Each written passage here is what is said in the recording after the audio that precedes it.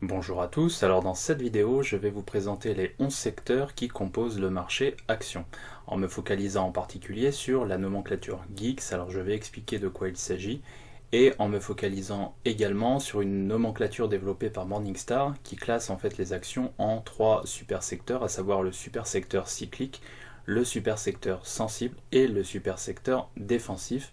Je vais vous présenter tout ça tout de suite. Pour expliquer très rapidement ce qu'est la nomenclature GEEX, donc qui veut dire Global Industry Classification Standard, il s'agit en fait d'une classification conçue par MSCI, donc c'est-à-dire Morgan Stanley Capital International, donc MSCI qui fait notamment les indices MSCI, et Standard & Poor's, donc S&P, qui classe les entreprises en 11 secteurs et 24 industries. Alors ce que je vais faire, c'est que je vais vous présenter dans le détail ces 11 secteurs, et puis je vais également vous présenter les 24 industries qui correspondent.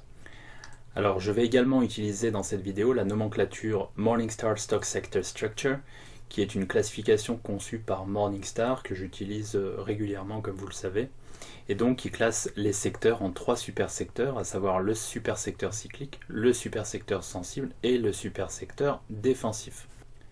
Alors pourquoi s'intéresser à ces 3 super secteurs? Tout simplement pour pouvoir classer les actions par catégorie de risque. Alors comme vous le savez peut-être déjà, en finance on a tendance à mesurer le risque d'une action au travers de sa volatilité. Plus la volatilité d'une action est importante, plus l'action est dite risquée.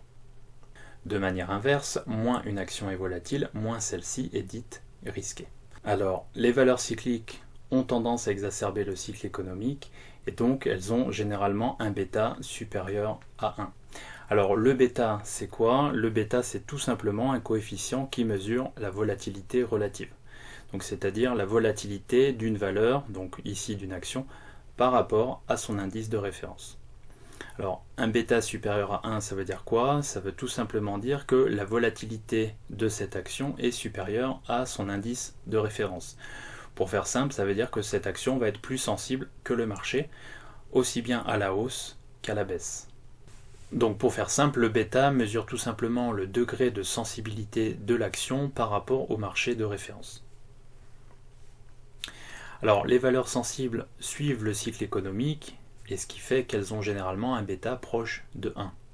Donc attention, ça ne veut pas dire que ces valeurs ne sont pas risquées, et c'est pour ça que c'est en rouge ici. Ça veut dire que, effectivement, si le marché s'effondre, ces valeurs-là vont s'effondrer avec le marché. Elles n'ont pas de capacité de protection, entre guillemets. C'est-à-dire qu'elles ont une volatilité qui est assez proche de la volatilité du marché dans son ensemble. Enfin, les valeurs dites défensives ne dépendent pas du cycle économique, et donc se retrouve avec un bêta inférieur à 1 et généralement bien inférieur à 1, donc on peut retrouver des bêtas de 0,5 ou 0,6 par exemple, et donc ce sont des titres qui sont beaucoup moins sensibles que le marché de référence et donc qui présentent des aspects défensifs dans un portefeuille.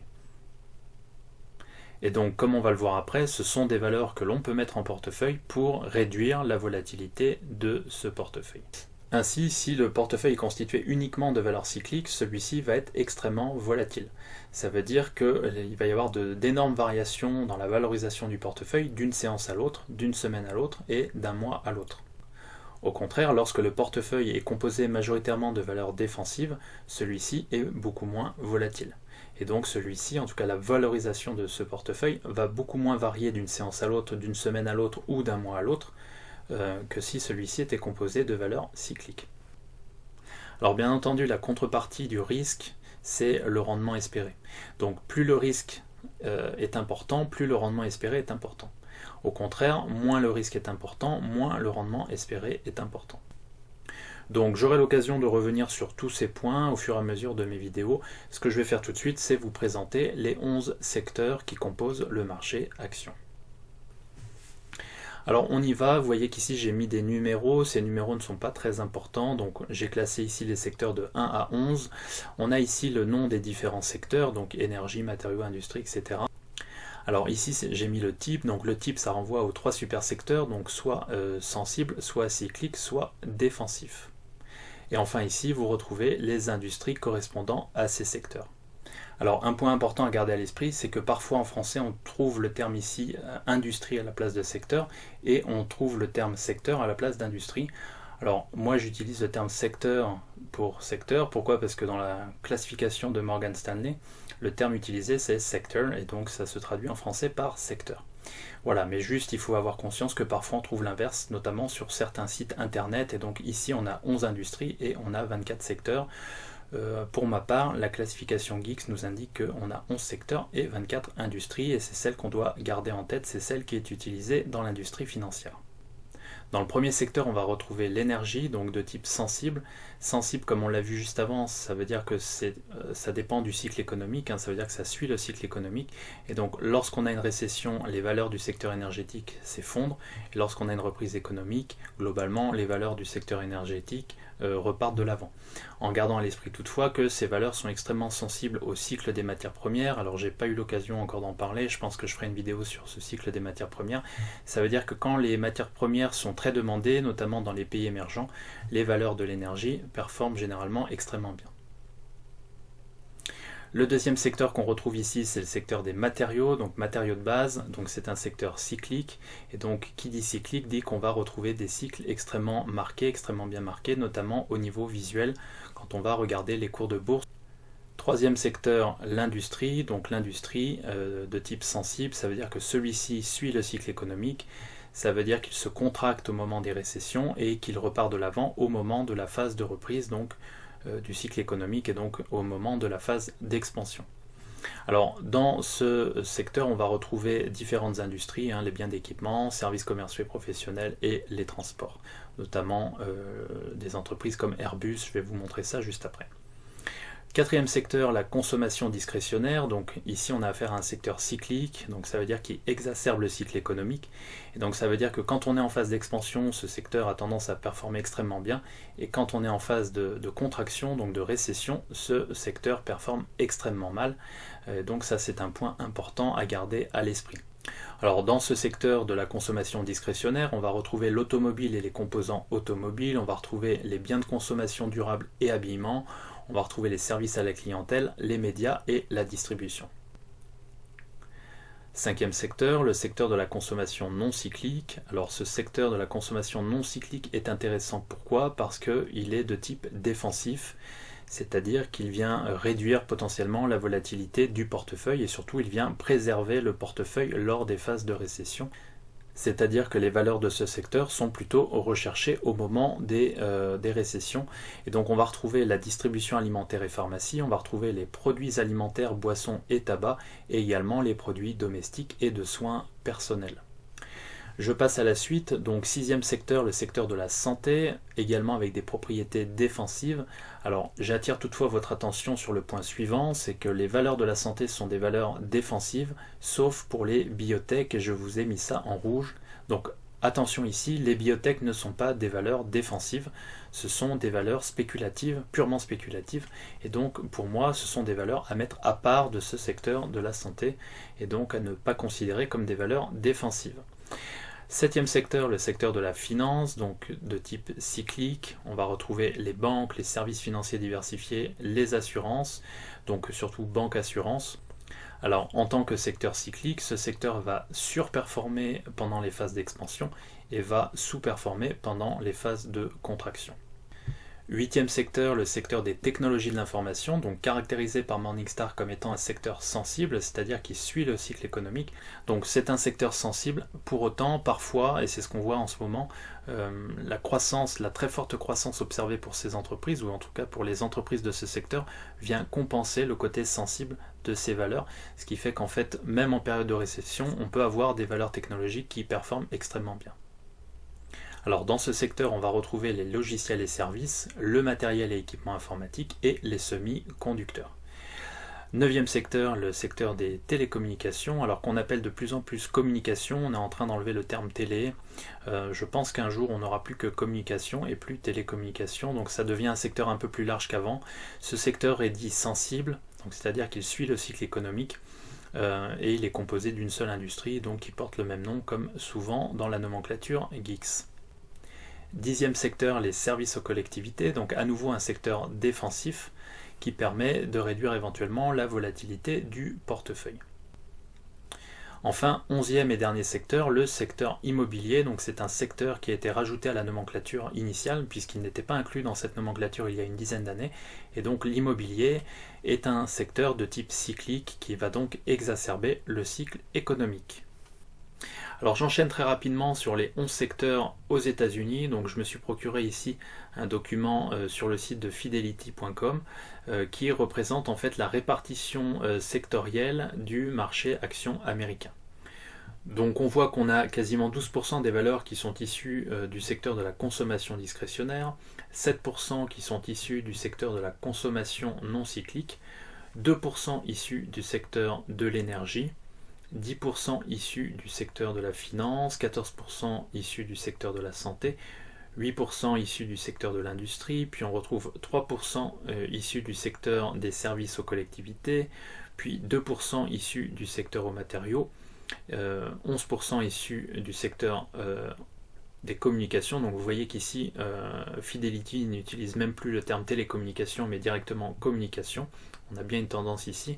Et puis 28% de valeurs issues du secteur des technologies de l'information.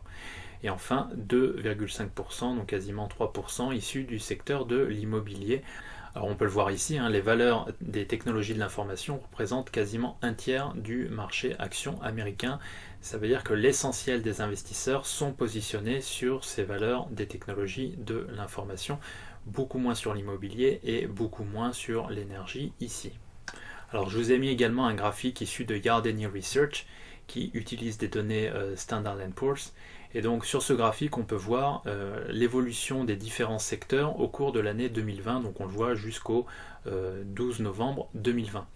Donc tous les secteurs du S&P 500 sont mis en base 0 au début de l'année. Et puis on regarde l'évolution des secteurs depuis le début de l'année. Alors ce qu'on peut voir, c'est qu'en marron ici, si je regarde marron, c'est Information Technology, donc secteur des technologies de l'information, ce secteur a surperformé les autres secteurs de l'indice S&P 500, puisque celui-ci est en hausse de 31% depuis le début de l'année. Et si on regarde le secteur qui a le moins bien performé en bas, donc celui-ci, le secteur de l'énergie, celui-ci a perdu 46% de sa valeur. Alors qu'est-ce que ça veut dire? Ça veut dire tout simplement que les valeurs de la technologie ont très bien performé cette année et que les valeurs de l'énergie ont très mal performé cette année. Ça ne veut pas forcément dire que ces valeurs vont, en tout cas les valeurs technologiques vont continuer à très bien performer l'année prochaine ou l'année d'après. Ça ne veut pas non plus dire que les valeurs de l'énergie vont continuer à sous-performer l'année prochaine ou l'année d'après. Et c'est justement ce que je vais aborder tout de suite en parlant de rotation sectorielle. Alors la rotation sectorielle, c'est quoi? C'est tout simplement la réallocation en anticipation du prochain cycle économique. En effet, l'économie passe régulièrement d'un cycle à l'autre, alternant entre phases d'expansion et de contraction.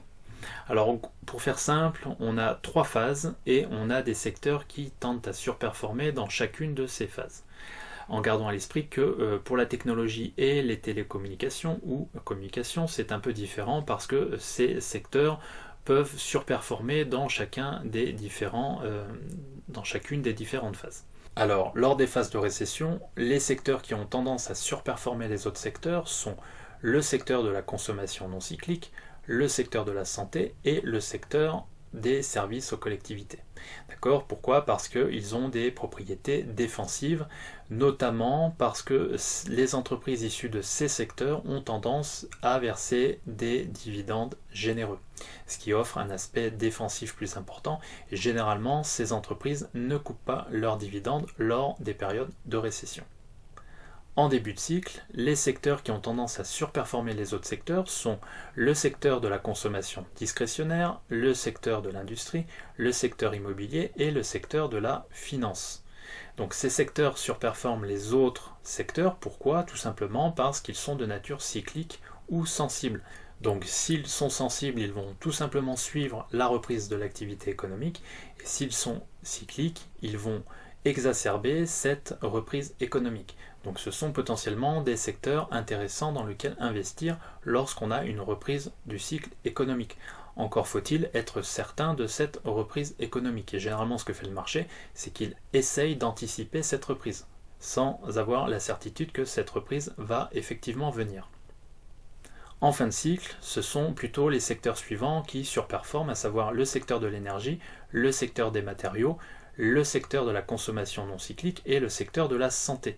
Alors comme on peut le voir ici, on a un mix, c'est-à-dire énergie, matériaux d'un côté, qui sont des secteurs potentiellement très sensibles à l'activité économique, au niveau d'activité économique, et puis on a des secteurs plutôt défensifs, donc comme la consommation non cyclique et la santé, et donc on a un mix entre valeurs potentiellement très sensibles et valeurs plutôt peu sensibles.